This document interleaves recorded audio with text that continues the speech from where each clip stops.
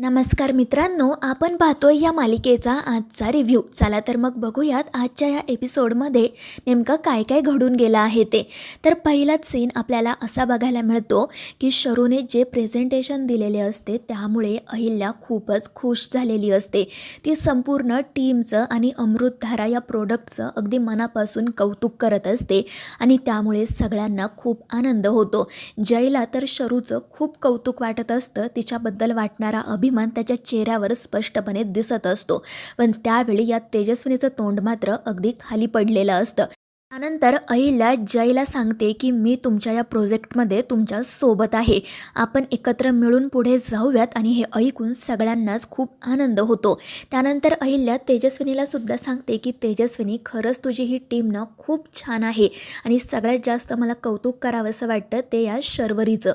खरंच खूप हुशार मुलगी आहे अगं ही. आणि हे ऐकून तेजस्विनी मात्र थोडी रागातच शरूकडे पाहते आणि त्यामुळे शरू घाबरते. त्यानंतर अहिल्या स्वतः शरूला जवळ बोलावून घेते आणि तिचं पुन्हा एकदा मनापासून कौतुक करते आणि तिला हे सुद्धा सांगते की बाळा, तुला जेव्हा कधी गरज पडेल ना तेव्हा मी तुझ्या पाठीशी ठामपणे उभी राहील. आणि हे ऐकून शरूला आणि त्याचसोबत जयला, मॅकला आणि आपल्या आकाशला सुद्धा खूप आनंद होतो. आणि मग त्यानंतर अहिल्या तेजस्विनीसोबत आणि जयसोबत त्या कॉन्फरन्स रूममधून बाहेर पडते.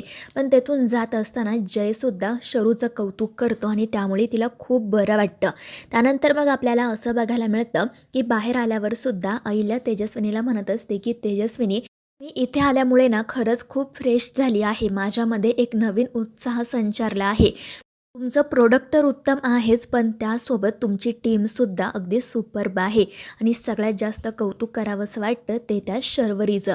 आणि मग ती जयला स्पेशली सांगते की जय, त्या मुलीला चांगलं ग्रूम कर, ती खरंच खूप पुढे जाऊ शकते.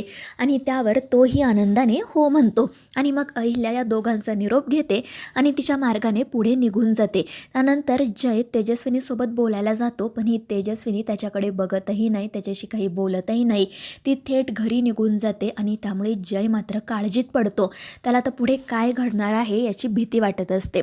त्यानंतर रात्री आपल्याला असं बघायला मिळतं की पमा आणि इतर सगळ्या मुली घरातलं काम करत असतात. त्यानंतर मग सुभाष कामावरून घरी येतो आणि त्याच्या पाठोपाठ शरूसुद्धा.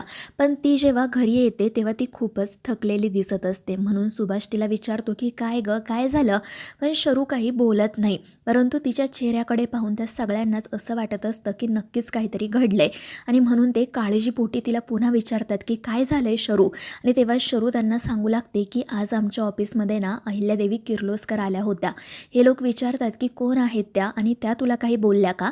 तर शरू म्हणते की त्या खूप मोठ्या बिझनेस वुमन आहेत. आणि मग त्यानंतर ती अचानक मोठ्याने ओरडून म्हणते की त्यांना माझं प्रेझेंटेशन खूप आवडलं, त्यांनी माझं खूप कौतुक केलं. आणि तिच्या या अशा अचानक ओरडण्यामुळे घरातील लोकांना तर भीतीच वाटते. ते घाबरून तिच्याकडे पाहू लागतात.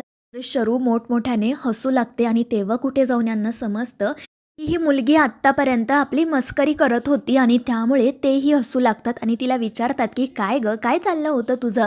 तर शरू हसतच म्हणते की तुम्हा सगळ्यांना फिल्म बघायला खूप आवडतात ना, म्हणून म्हटलं आपण सुद्धा थोडा सस्पेन्स क्रिएट करूयात. आणि मग त्यानंतर ती ऑफिसमध्ये जे काही घडलेलं असतं ते यांना सांगायला सुरुवात करते. शरूचं प्रेझेंटेशन अगदी उत्तम झालं. तिच्या कंपनीला त्यामुळे डील मिळाली. सगळ्यांनी तिचं खूप कौतुक केलं. हे कळाल्यावर घरातील सगळ्यांना खूप म्हणजे खूप आनंद होतो.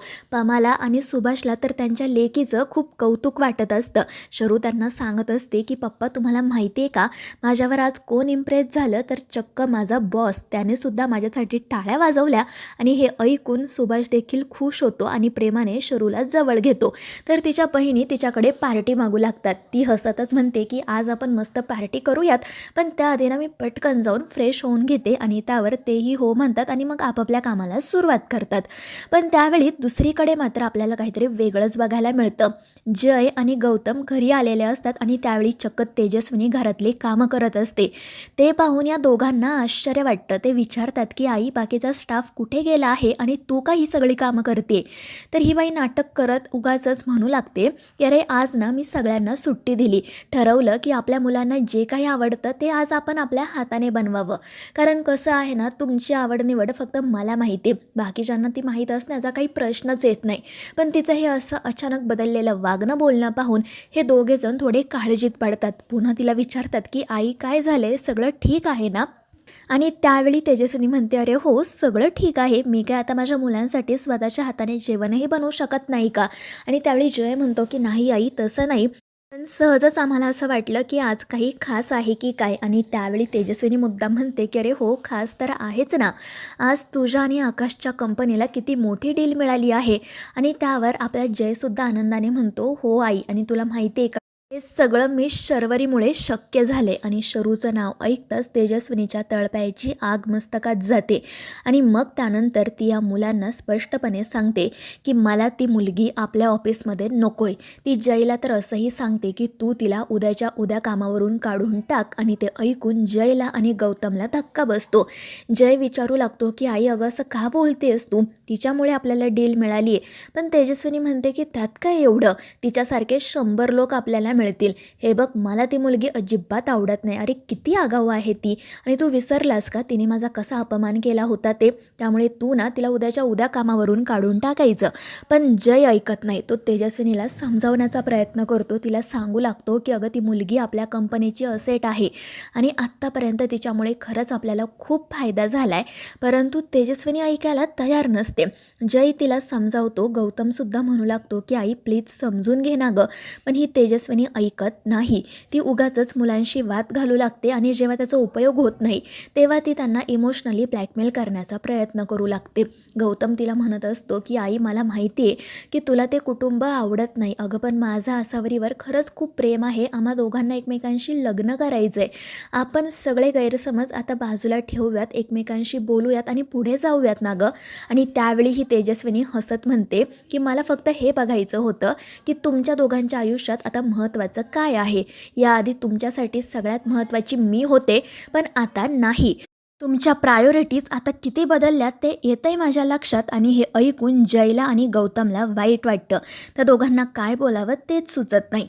तर दुसरीकडे आपल्याला असं बघायला मिळतं, की शरू जेव्हा फ्रेश होऊन बाहेर येते, तेव्हा ती सगळ्यांसोबत मस्तपैकी डान्स करायला सुरुवात करते. शरूमुळे आज घरात आनंदाचं वातावरण असतं. सगळेजण खूपच खुश असतात. तर दुसरीकडे जय आणि गौतम त्यांच्या परीने तेजस्विनीला समजावण्याचा प्रयत्न करत असतात. पण ती बाई काही ऐकून घेत नाही. उलट ती या दोघांना असं म्हणू लागते, की "तुम्ही दोघेजण, इनफॅक्ट तिघेजण माझं जग आहात. तुमच्या व्यतिरिक्त या जगात माझं कोणीही नाही. पण आता मला समजते, की तुमच्या जगातली माणसं मात्र बदलत चालली आहेत. कदाचित आता त्यात मला जागा नाही आहे." आणि मग त्यानंतर ती रडतच घरातून बाहेर पडते. आणि त्यामुळे या दोघांना मात्र खूप वाईट वाटतं, त्रास होतो. दुसरीकडे आपल्याला असं बघायला मिळतं, की सुभाष आणि पमा शरूला तिच्या लहानपणीच्या आठवणी सांगत असतात. ते म्हणत असतात, की "अगं, जेव्हा तुझा जन्म झाला ना, तेव्हा लोकांना असं वाटलं, की आम्हाला दुसरीही मुलगी झाली म्हणून आम्ही नाराज असू. लोकं इथे यायची, तोंड पाडून बसायची, उगाच वाटेल ते बोलायची. पण मी आणि पमाने त्यांना ठणकावून सांगितलं, की आम्हाला दुसरी मुलगी झाली याचं आम्हाला कणभरसुद्धा वाईट वाटत नाही आहे. उलट आमच्या घरात पुन्हा एकदा लक्ष्मी आली आणि आमची ही लेक ना खूप मोठी होणार, खूप हुशार होणार." आणि अगदी तसंच घडलं. आणि हे ऐकून शरूलाही आनंद होतो. आणि मग त्यानंतर ते सगळे मिळून शरूचं कौतुक करू लागतात. पण मग त्यानंतर एक वेगळाच प्रकार घडतो. शरूला अचानक तेजस्विनीचा कॉल येतो. शरू बाजूला जाऊन कॉल रिसीव्ह करते. घाबरून विचारत असते, की "काकी, तुम्ही का मला कॉल केलाय?" तर ही तेजस्विनी म्हणते, "का गं, मी तुला सहज कॉल करू शकत नाही का?" तर शरू म्हणते, "नाही नाही, तसं नाही, मी सहजच म्हटलं." आणि मग ही तेजस्विनी म्हणते, की "मला तुझ्याशी थोडं महत्त्वाचं बोलायचं आहे. तू जरा तुझ्या घराच्या बाहेर आहे, मी इथे येऊन थांबली आहे." आणि हे ऐकून शरूला धक्काच बसतो. आणि मग ती म्हणू लागते, की "ठीक आहे, मी 5 मिनिटात येते." आणि मग त्यानंतर ती घरात असं सांगते, की "मला ना एक ऑफिसचा महत्त्वाचा कॉल आला आहे, मी बाहेर जाऊन बोलून येते. तोपर्यंत तुम्ही आईस्क्रीम खा." त्यावर तेही हो म्हणतात. आणि मग शरू या तेजस्विनीला भेटायला बाहेर येते. आणि जेव्हा ती तेजस्विनीच्या समोर जाते, तेव्हा तेजस्विनी खूपच रागात तिच्याकडे बघत असते. तर मित्रांनो, आता या मालिकेच्या पुढील भागांमध्ये नेमकं काय काय घडणार आहे हे जाणून घेण्यासाठी आपल्या चॅनलला सबस्क्राईब